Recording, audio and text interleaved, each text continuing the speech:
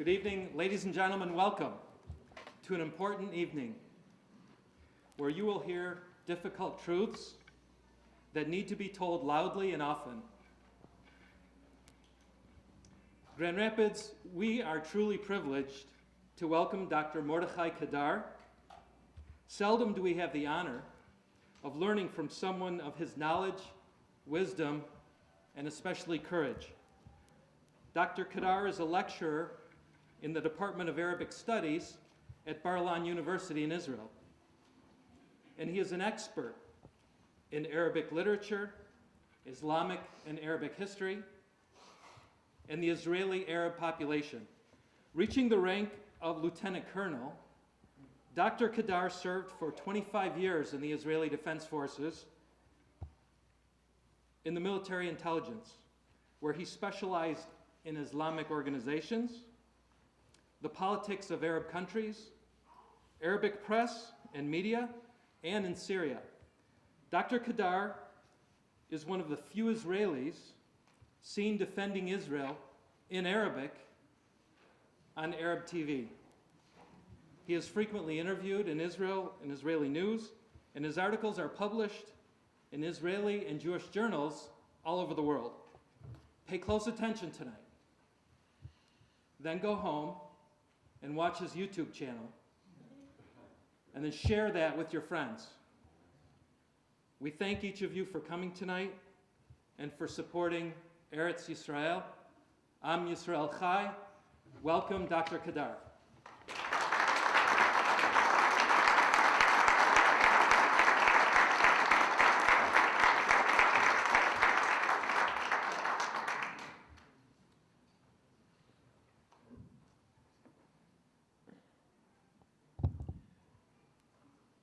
Thank you very much, Mr. Subar.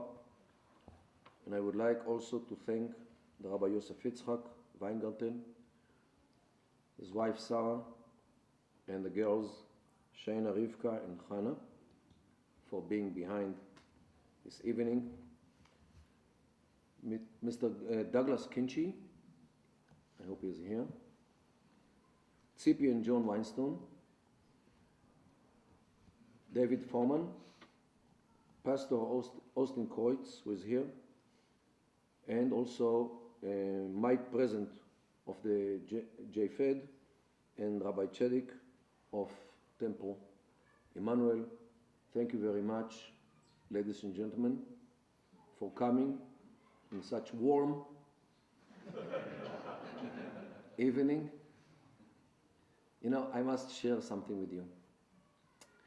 According to the Islamic sources, the hell is very hot.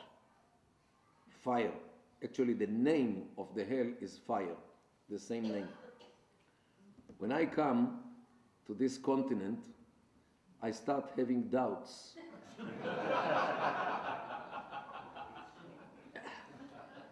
Especially when I was in minus 30 in Ottawa the other day. Okay, Grand Rapids is still much better, yet the color is more or less the same. However, we are not here to discuss North America, but a totally different area, which the Middle East actually, which today many people in the world are concerned about what happens there, not so much because they have pity on the people who live there, but because people are more concerned about the fact that the calamities of the Middle East are exported to other continents, to Europe, to this continent, to Australia, to Africa, heard about Boko Haram, and South America as well.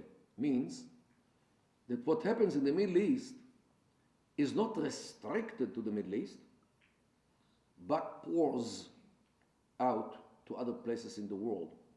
And this actually what makes people concerned about the Middle East, because people think that if the remedy will come to the Middle East, if jobs will be found to some people over there,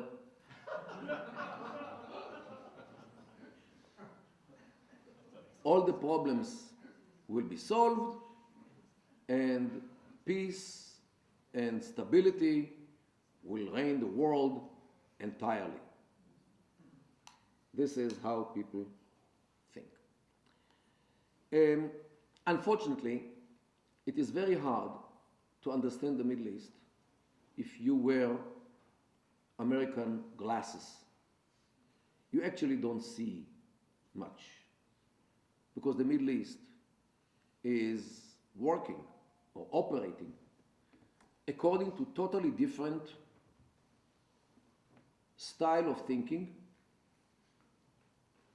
set of values, scale of priorities, which can be summed in one word: culture. So the question is, which is the banner of tonight here, is what went wrong in the Middle East? We hoped, or the colonialism hoped, that states in the Middle East, which were created mainly along the first half of this 20th century, will be nice, good, peaceful states, as we see in Europe and in other parts of the world. Apparently something did not work, because what you see today in the Middle East is that states become dysfunctional in the good case, and mayhem in the bad case, and bloodbath in the worst case, like Libya. So something very profound did not work in the Middle East.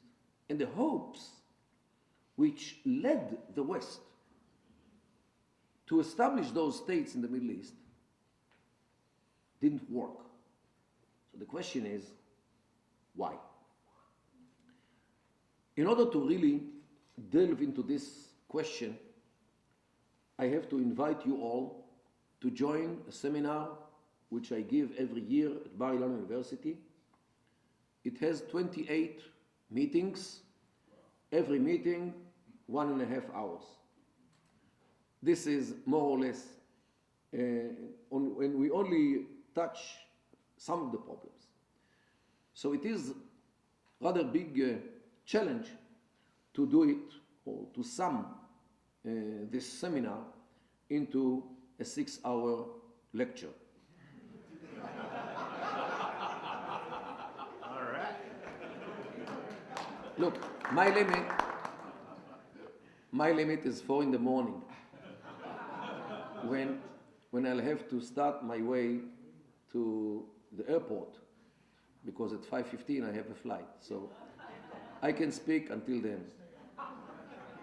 And you know, professors speak usually in segments of 1.5 hours. So every 1.5 hours you can go out to drink something and come back until 4 in the morning. However, let's start the first segment. The Middle East, let's see the map.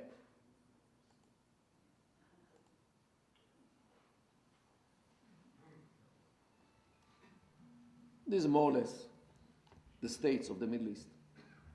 From Morocco in the west, Algeria, Tunisia, Libya, Egypt, Saudi Arabia, Yemen, Oman, Iraq, Syria, Lebanon and Israel are too small for the name even. Iran, Afghanistan here, Pakistan. This is more or less the Middle East. Very close to Europe, but very far from Europe.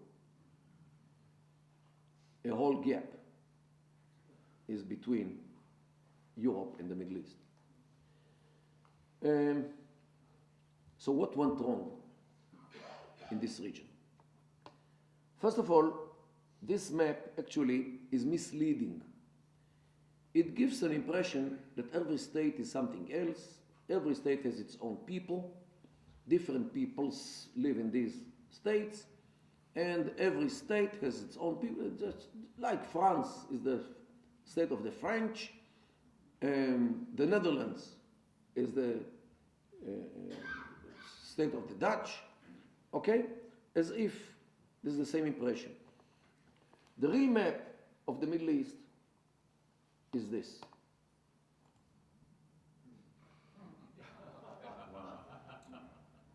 This reflects the problem. This is the biggest desert in the world, the Sahara.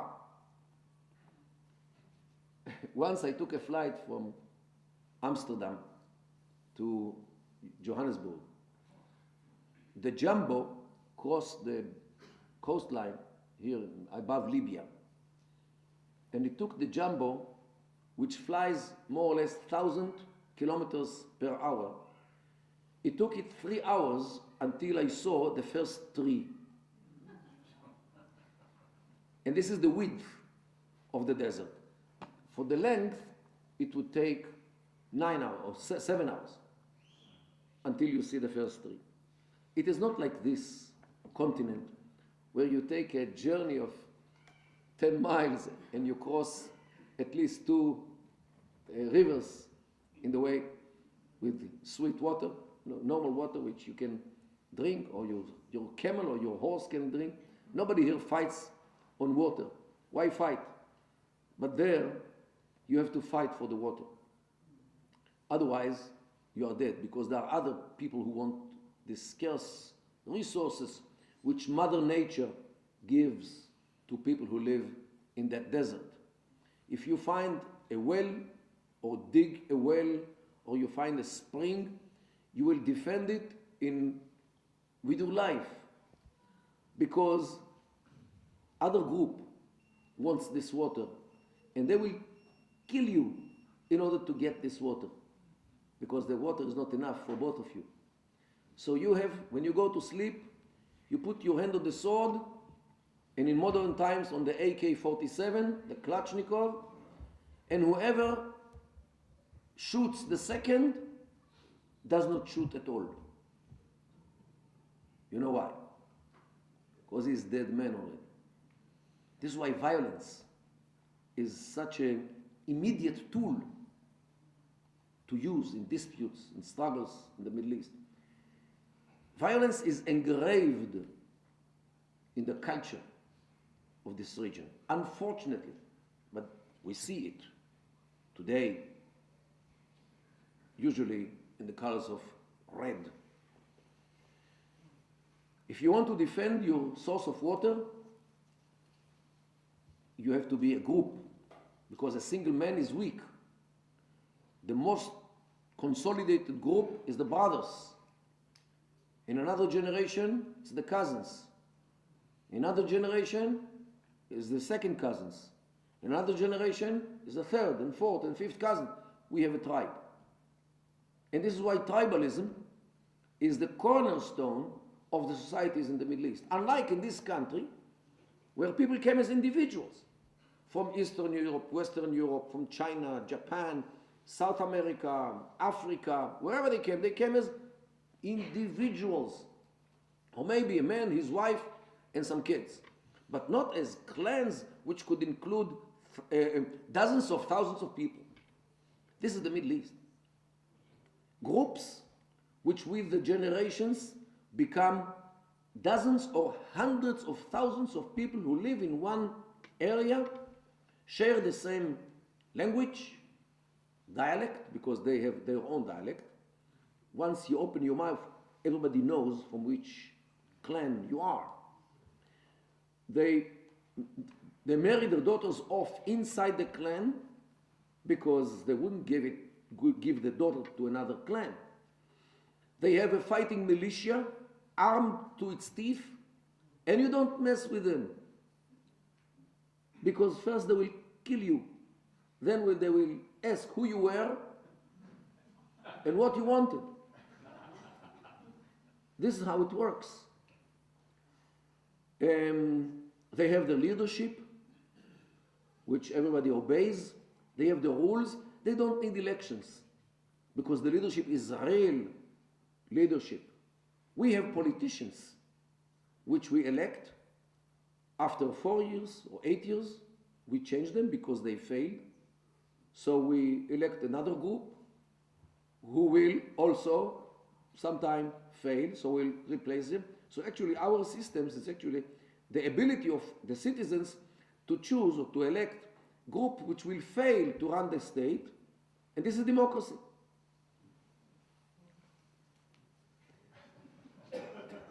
However, they don't choose, they don't elect, because these families who are the nobility of the tribe have responsibility, and they think in logic how to bring good to everybody, not to themselves only, but to the tribe. Loyalty is the name of the game. If you are not loyal to the tribe, you are out, usually to the desert, to your fate. If you are a woman or girl, you have to be very careful not to bring shame on the family. And here is when the tribe actually is in a clash with the state, with the modern state. Because the modern state believes that as of a certain age, 18, a woman is a free person to do whatever she likes, with whoever she likes, whenever she likes, because freedom of women. Tribes cannot take it at all.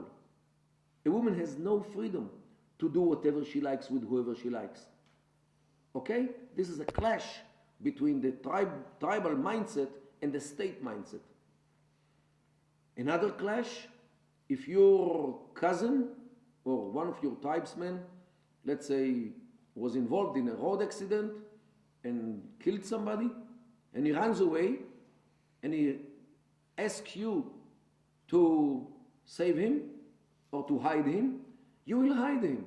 You will dress him like a woman and let him sit with the women, and when the police comes to search for him, you will say, no, these are women, you don't look there. So they will look around and will not fight him and will go away. According to the tribe, you are a hero because you are loyal to your cousin. According to the state, you are a criminal because you hid somebody who killed somebody else. How can you bridge between the tribe's rule and the state's rule? This is why the states usually are in a clash with the tribe in modern times. There are states which actually are very tribal. This is a map of Iraq. This is the map of the tribes. Here is the Euphrates, more or less. This is the line of another river, the Tigris. They unite here and go down to the Persian Gulf. And between those rivers, there are Iraq, means veins, canals of water. So you can live there. Iraq is a desert. Iraq has no rain at all. So if you want to live in Iraq, you have to have access to the water. If you don't have access to the water, you don't have what to look for there. Because this desert is so hot. The American soldiers, when they came in 2003, discovered a very, very nice thing. If you take a pan and you break 2 eggs into the pan and you put it on the ground, it becomes an omelette after 10 minutes. Without fire. They don't need fire. They live in the fire. This is Iraq. Okay? So this is why you need the water, you need access to the water, and this is why those tribes, they are peasants, so they can have borders, and every one of them is like a nation, like a people, with its own territory, interests, leadership, laws, whatever you know. So this is what tribalism is. They are not individuals. They don't think in individual way. like it is here. They think in a communal way. You have to adhere to the community, to the tribe, before you adhere to the state. It's very hard to unite them because they don't mingle with each other, they don't marry each other, they usually do not open businesses with each other because they don't trust each other. And if somebody, let's say, becomes an official in the government, he will bring all his tribe to be the officials in his ministry because he doesn't trust anybody else. Some people will call it corruption. In the Middle East, it's necessity because you don't trust other tribes. Today, for example, in Iraq, after they have some kind of government, when two tribes are fighting in the streets, the representatives of these two tribes are fist fighting in the parliament. They cannot sit together now when their brethren are fighting each other. Okay? So the political arena actually is a victim of the society, of the sociology, or sociological problems. So you cannot divide between politics and sociology.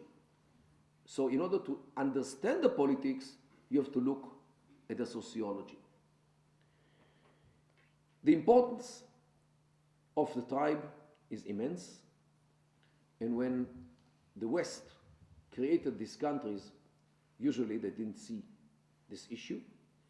And when Britain, for example, created Iraq in the beginning of the 20s, some almost 90 years ago, they hoped that one day will come and all these tribes will sit around one fire and sing Kumbaya together.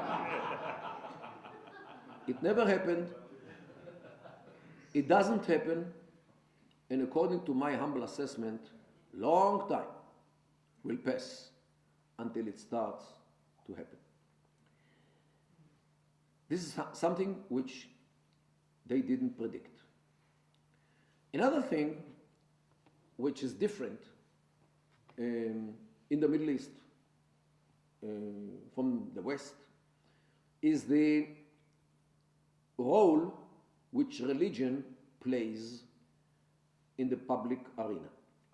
Here in this country, religion is viewed as something more or less private or belong to the community.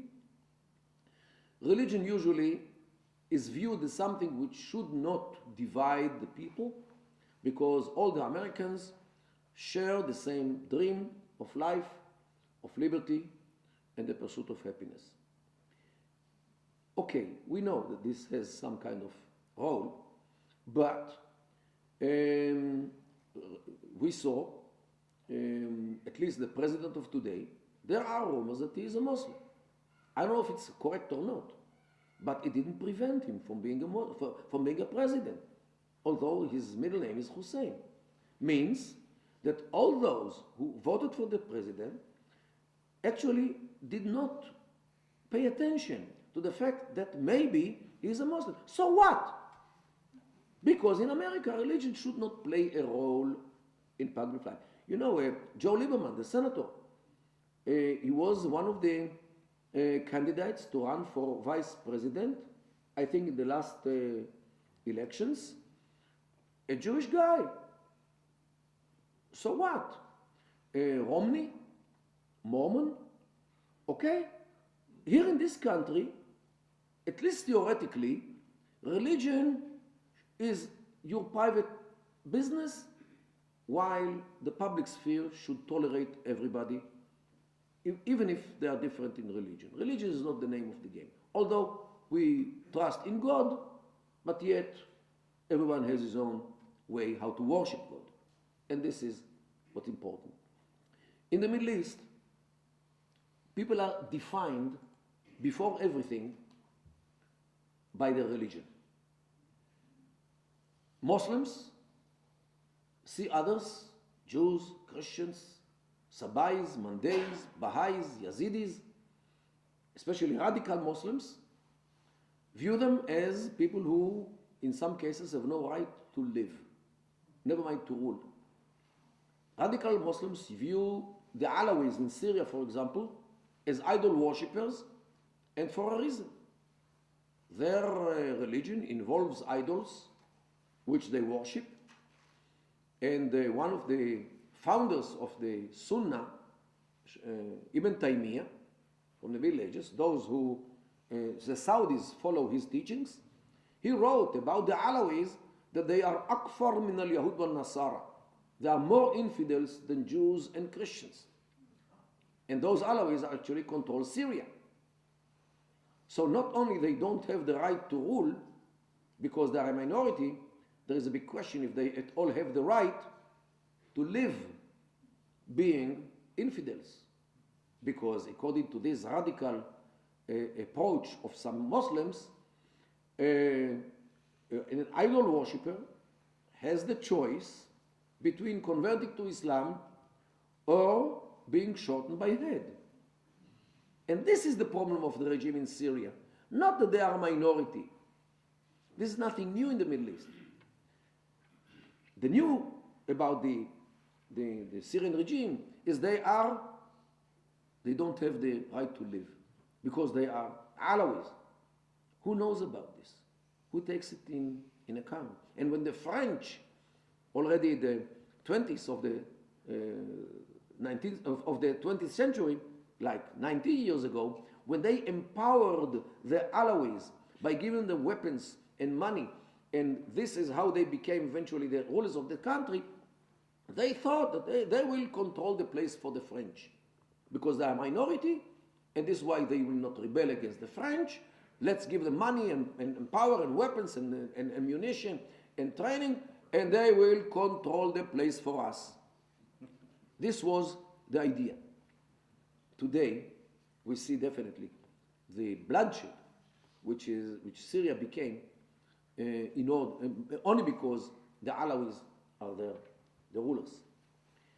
The role of religion drive some radical Muslims today to send the Yazidis, another religion which is in Iraq, which lives more or less in this area, the Sinjar mountain, to die out of hunger on their mountain.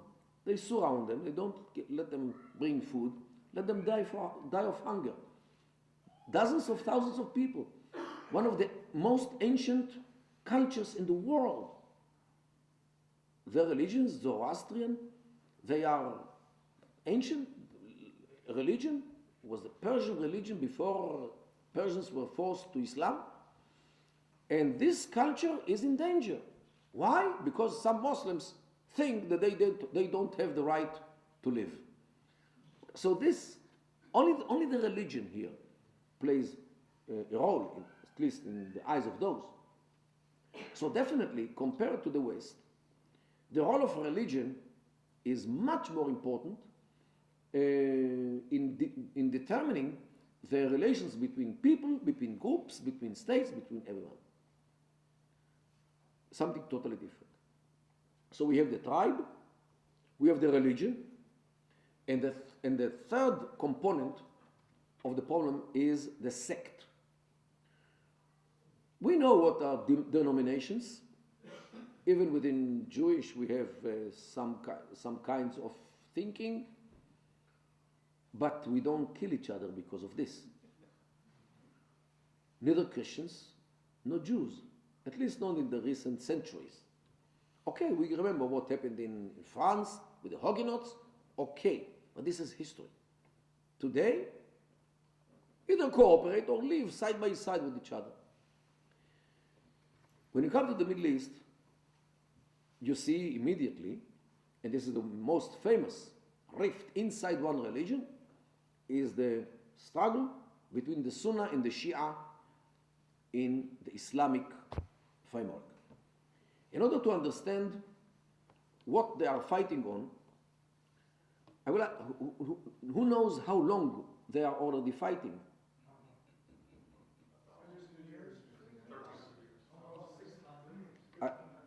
I'll give you a good example. You might remember what happened here 14 years ago in the elections to the president between George W. Bush and Al Gore. America was divided half and half, and everybody waited for Florida. Florida was the tipping point. But in Florida, it also was almost half and half, and some hundreds of papers, voting papers, were in problem because they poked the papers. And the holes were not clear.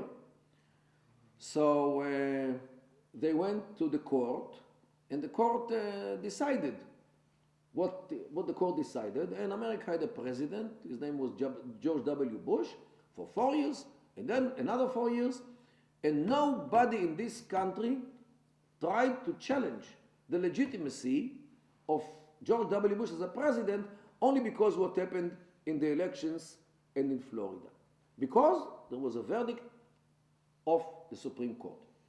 Now imagine that the American nation is divided between two halves. One supports George W. Bush, the other supports Al Gore, and these two halves are fighting each other an all-out war for 14 centuries. Okay? This is exactly the Sunni-Shi'i rift. This rift started when the Prophet Muhammad, peace be upon him, closed his eyes forever. It was in the year 632 CE. At that moment, a struggle started between a man who was his cousin, Ali bin Abi Talib, who was also his son-in-law because he married Muhammad's daughter Fatima, and he was later the fourth caliph, the fourth ruler of Islam. So those who support him and his descendants until the end of time are the Shia. The one who took from him the caliphate, Muawiyah bin Abi Sufyan, who was from another clan inside the Quraysh tribe, and him and his followers, those who support him and his followers, are the Sunnah. Okay, so actually this is a political struggle between two sides of Islam, two clans inside the tribe of Muhammad. One is the Hashim clan of Muhammad, and one is the Umayyad clan, and later Abbas clan, who took the caliphate from the Umayyads. And so this is actually the rift between the Sunnah and the Shia. Okay? It's a struggle inside Islam about nothing else but the succession. Because succession means power, money, who is ruling whom, and honor, of course. So they are struggling until this very day about this question. Every side developed different religious ideas, different Sharia. For example, in the Sunnah, if somebody marries a woman, unless they get divorced, the marriage is forever until one of them leaves the world. This is usually the marriage in the Sunnah. The Shia, just for example, have different kind of marriage. That the length or the period of the marriage is being determined by the money which the man gives to the wife. There is a sum for a year, there is a sum for half a year, there is a sum for a month, or a week, or a weekend, or an evening, or an hour, or half an hour. Okay? Now, in the Shia, it's okay. They call it Zawaj al-Mut'a, means marriage of pleasure. Okay, and this is okay according to the Shia. The Sunnah, of course, understood what it is exactly, so they banned it. And they call the Shia Abna al-Mut'a, means the sons of such kind of a marriage. Okay, you understand this? So they differ even in the Sharia of both sides of Islam. The Shia believe that the Sunnah omitted 2 chapters from the Quran, which actually establish the Caliphate of Ali, the founder of the Shia. The Sunnah claim that these 2 chapters are forgery, which the Shia tries to insert into the Quran. So even they have different Quran. The Hadith, the oral tradition, is different because once Hadith means the Sunni Hadith establishes the right of the Sunnis for power, while the Shia Hadith establishes the Shi'i claim to power. Okay? So definitely we have here, according to some sociologists, there were 2 religions, almost, which fight each other. And of course, the Saudis, the Wahhabis, consider the Shia to be more or less infidels. They don't consider them as Muslims to that degree. So this kind of thinking of one to the other is totally unfamiliar. Okay, to people in the West, and look at the wars between them. The war between Iran and Iraq between 1980 and 1988, million people were killed on both sides together. This was a war between the Iraqi leader, the Iraqi ruler, Saddam Hussein, who was Sunni, and the Ayatollahs of Iran, who are Shiites. Definitely another ring in the chain of problems between the Sunni and the Shia. A former problem happened in the year of 680 CE. One of the battalions of the Umayyad, the Sunni regime, found the leader of the Shia, Hussein bin Ali, the son of the founder, in a place near Karbala in Iraq. And they killed him, but they didn't have any camera to take a picture, because in the year of 680, there were no cameras yet. So how can they prove that the mission is accomplished and the rebel is killed? They beheaded him, and they brought his head to Damascus to show the caliph what happened, that they actually accomplished the mission. So they showed him. But he wanted to publicize this. But he has no TV and no press of those days. So how can he publicize the fact that the man is dead? He held his head, this head, on his desk for a whole month. So whoever came saw what happens to somebody who challenges the caliph. Okay? Imagine, Rabbi, how obedient would be your community.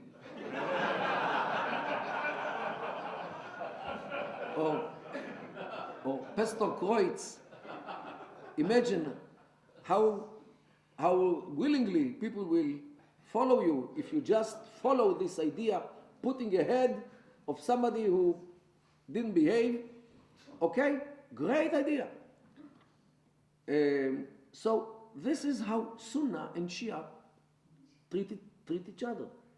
Every year, you might see sometimes in TV footages how the Shia flogging themselves or injuring their heads, and they are commemorating this event of the beheading of Hussein bin Ali every year on the 10th day of the month of Muharram, the first month of the Hijri year.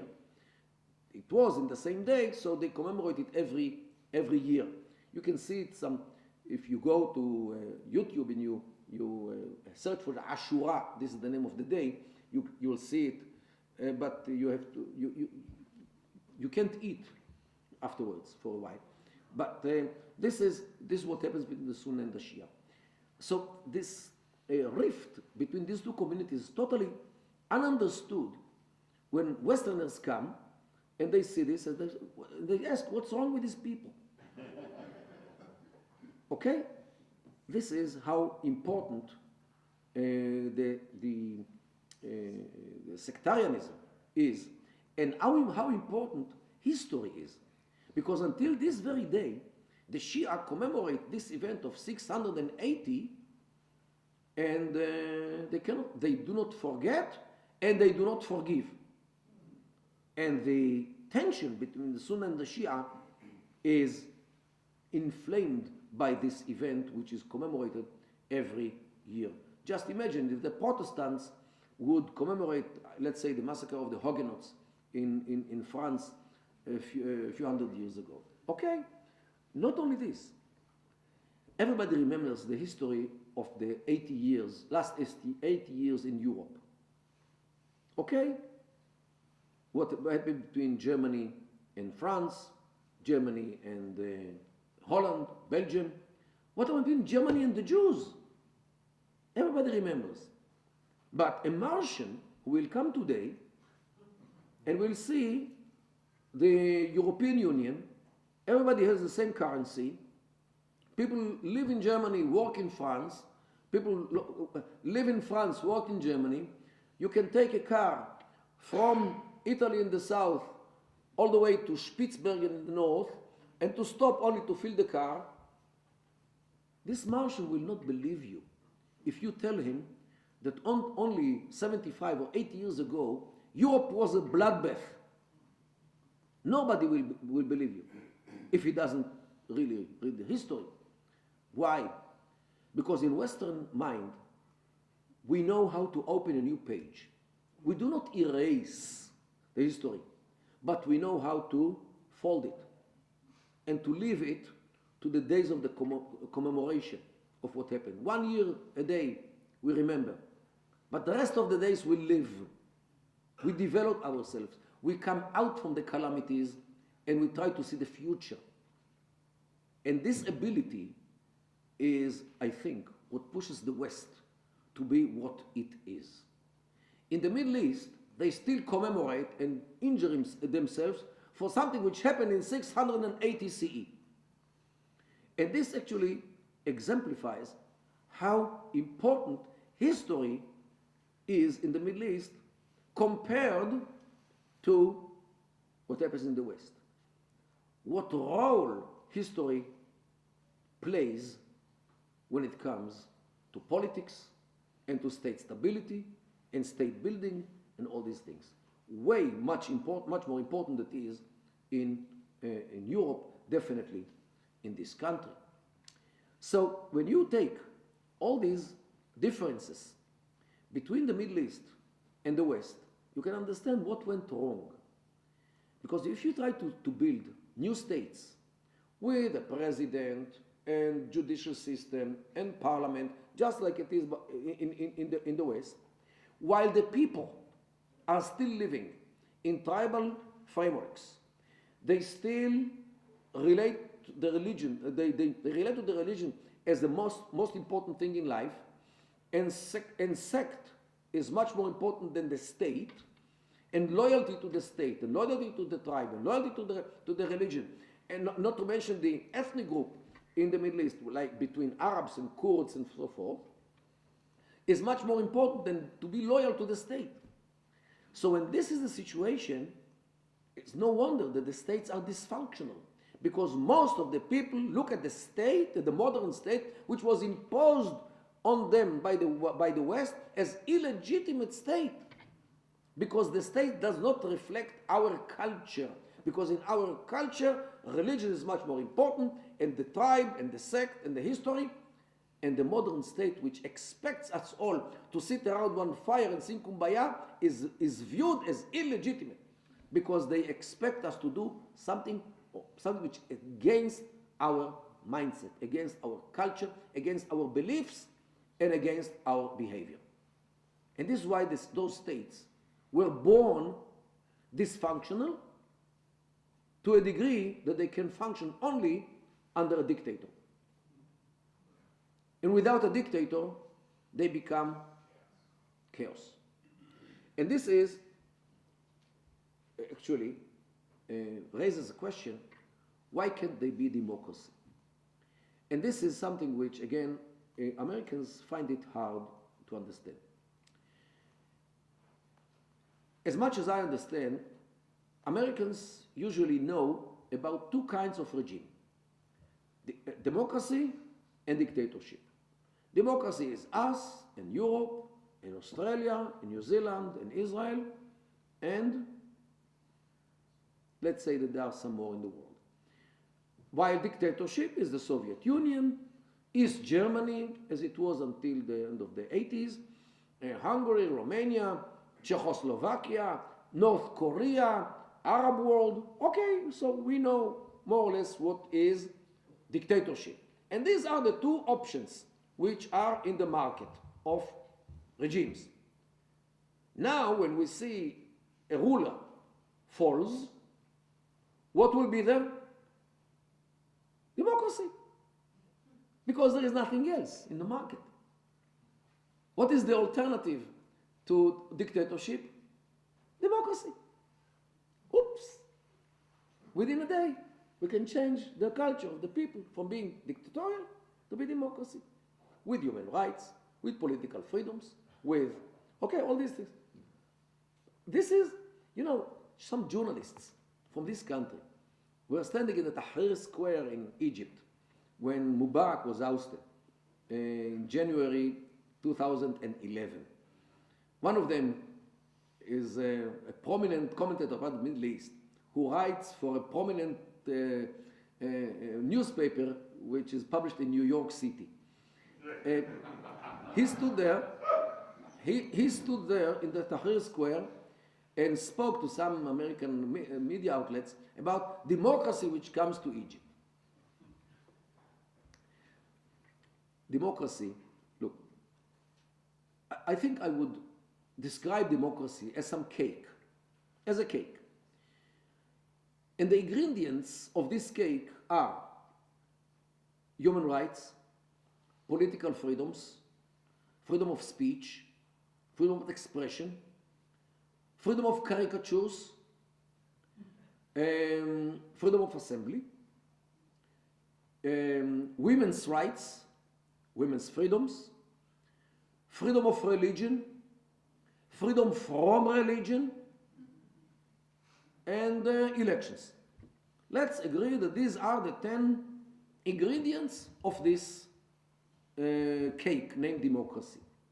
Now, if you go to Islamic societies and you check how these societies will or can accept these ingredients, you will find that many Islamic societies suffer from severe allergy because of some ingredients. What do you mean freedom of women? Women's lib. What, a woman has the right to choose her spouse? Since when? In Islam, the father marries his daughter. A woman has the right to do whatever she likes with whoever she likes, whenever she likes. Since when? Okay? In some societies, a woman cannot even go in the street without a man who accompanies her, like in Saudi Arabia. Okay? So, basic concepts of women's lib, of women's rights, are either totally or partially are not accepted or cannot be accepted in Islamic societies. Freedom from religion.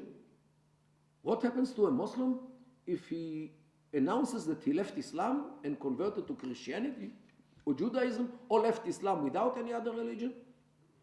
He will be decapitated, beheaded. If you want, I can show you a clip how some people in Tunisia actually cut the throat of one of their friends who dared to convert to Christianity. Okay? So, freedom from religion, which is another cornerstone of democracy, is totally unacceptable in Islamic societies. So, and equality of people in front of the law. What? A Muslim is equal to Christian or a Jew or an infidel? Since when? Minority rights. Look at the Copts in Egypt. The Christian Copts, they have rights. or Christians all over the Middle East. They are Syriacs and the Orthodox and other denominations in the Middle East. They have rights, as do the Islamists, and they will tell you what the right is. To convert to Islam. This is their right. Okay? So, even this is not acceptable. So, to say that democracy can prevail or can be accepted by Islamic societies is something like if you want to flatten the earth only because you think that the earth should be flattened. It is, you have to extract Islam from these societies in order to implant democracy or all these concepts of democracy which are based on the man and not on God. They believe in God-made laws and not man-made laws. And this is the basic difference between Islam and any democratic society, which believes in the human being who can make laws and can implement them, not in Islam, which believes in Allah, the legislator, the creator, everything. So this is why democracy is so hard to be accepted in these countries. So democracy is not the alternative for dictatorship. So what is the alternative? And here you have to go to the Middle East. Again, the map.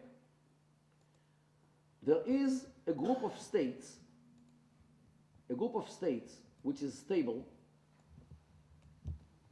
and flourishing in the Middle East. And this is where the solution for the problem. Kuwait, Qatar, and the 7 Emirates of the United Arab Emirates. Just as a comment, those United Arab Emirates, Dubai, Abu Dhabi, Ras Al Khaimah, Fujairah, places which you almost never hear about, and they are united not like Oklahoma, New Jersey, New York, and Iowa. They are united like France, Germany, Holland, and Belgium. Means they are independent, sovereign. Okay, Michigan is not sovereign. The Union is sovereign. They are independent, sovereign, and they are not one state. They share, just like Europe, the European Union, which shares the currency, the passport, and the standards of production, let's say. Let's say that these are the old elements. There are more. They share, means the Arab Emirates share the foreign policy and the security policy. They have one army, one police, recently was established, and one Ministry of Foreign Affairs. So they have one embassy in Washington, D.C. They don't have 7 embassies. So this is the only thing which they share. All the other parts of government and economy are different from one to another. So they did not unify the currency, they didn't unify anything else. Only the foreign policy and the security policy. Okay? So they are united like the European Union, not like states of the United States of America. So we have 7 Emirates here, in addition to Qatar and to Kuwait, and I exclude Bahrain. These countries are flourishing, are stable, are nice and rich. And if I ask why, people usually tell me because of the oil. Right? Wrong. Wrong. Because Iraq has also oil, and Iraq is a mayhem. And Libya also has much oil and gas, and Libya is a hell. And so is Yemen and Sudan, all failing states in spite of the oil. So oil, evidently, is not the element which brings stability to Kuwait, Qatar, and the Emirates. And don't forget that Dubai, one of the 7 Emirates, has no oil, no gas, nothing. They have 3 things. Sand,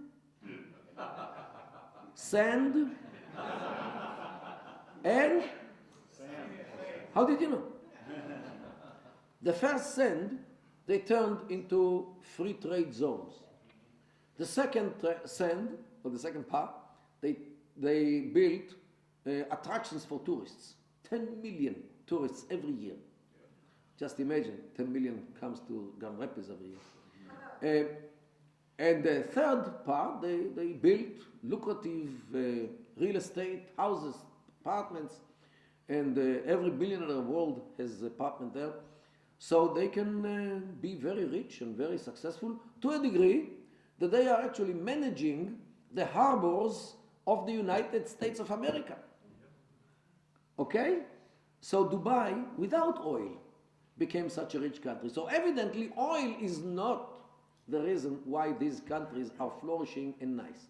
So what is the reason? The fact that every one of them is one single tribe.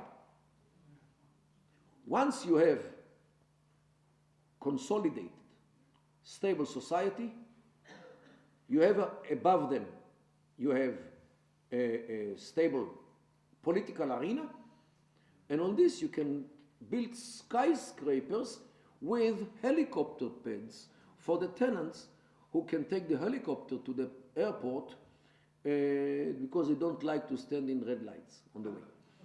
To take the private airplane to go to the French Riviera to make sure that all the girls there feel okay.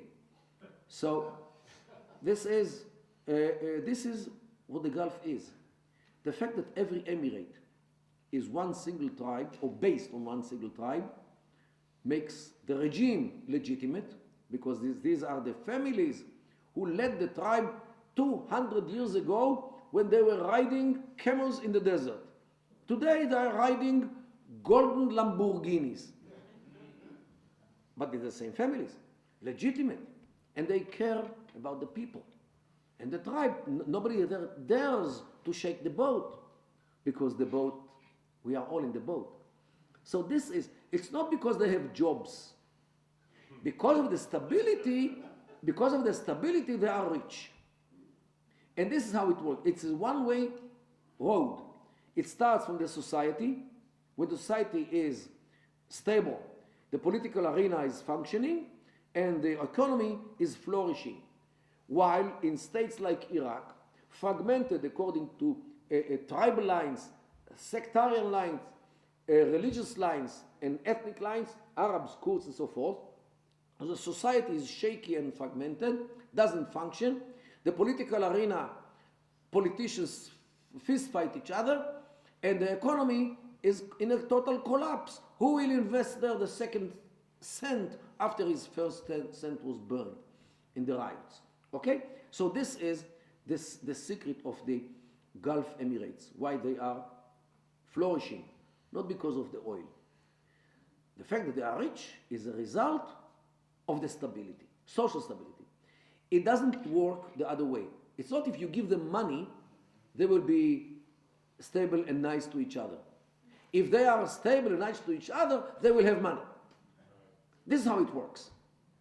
So you have to address the society before you address their bank accounts with American taxpayer money. This is how it works, and this is the hope of the Middle East. Once the world will understand the only thing which works in the Middle East is states which are built on homogeneous group, whether it's tribal group, or religious group, or sectarian group, or ethnic group, this is when the hope will continue to come to the Middle East after the hope started in the Gulf Emirates in the 60s when these emirates were established, when the British understood the mistakes which they did formerly. So when the Gulf was the last area to go out from, and they already understood the mistakes which they did in Iraq, in Afghanistan, in Pakistan, in Jordan, in many other countries, in many other states. And when they went out from the Gulf, they left behind them legitimate states with legitimate regimes which are stable until this very day. And this is the secret of how to bring stability to the Middle East. by fragmenting those illegitimate countries, which are conglomerates of groups which never succeeded, which the states never succeeded to replace the loyalty of the people for being loyal to the groups, the traditional groups, to be loyal to the state,